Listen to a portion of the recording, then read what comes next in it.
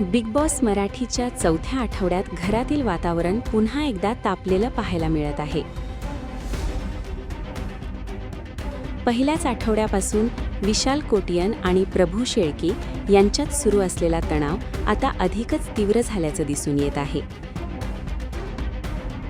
शाब्दिक टोमणे, टास्क दरम्यानचे वाद आणि एकमेकांवर केलेले आरोप यामुळे हे दोघे सातत्याने चर्चेत आहेत. अलीकडेच पार पडलेल्या एका टास्क दरम्यान प्रभूने विशालच्या नावाचं मडकं जोरात पाण्यात फेकल्यानंतर वादाला नवं वळण मिळालं.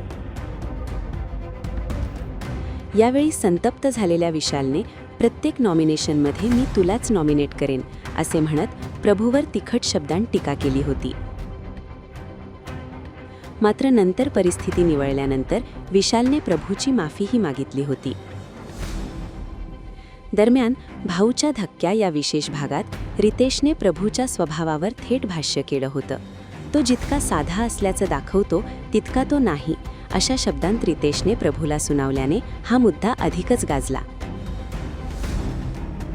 यानंतर पार पडलेल्या नॉमिनेशन टास्कमध्ये विशालने पुन्हा एकदा प्रभूला नॉमिनेट केल्याने जुना वाद पुन्हा समोर आला आणि आता कलर्स मराठीने शेअर केलेल्या नव्या प्रोमोमध्ये दोघांमधील वाद चांगलाच भडकलेला दिसतो आहे. प्रोमोमध्ये विशाल प्रभूला उद्देशून तू माझ्यासाठी एवढा महत्त्वाचा नाहीस असं म्हणताना दिसतो.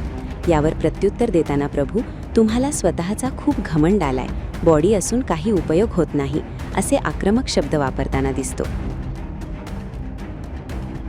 एवढ्यावरच न थांबता प्रभू विशाल समोर नाचत त्याला चिडवतानाही दिसतो.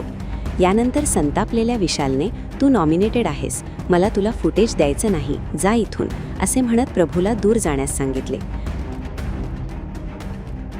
मात्र यावर प्रभू अधिकच आक्रमक होत डॉन म्हणा मला डॉन, हलक्यात घेऊ नका, दुसऱ्याची वाट लावूनच मी बाहेर जाणार अशी धमकी देताना दिसतो.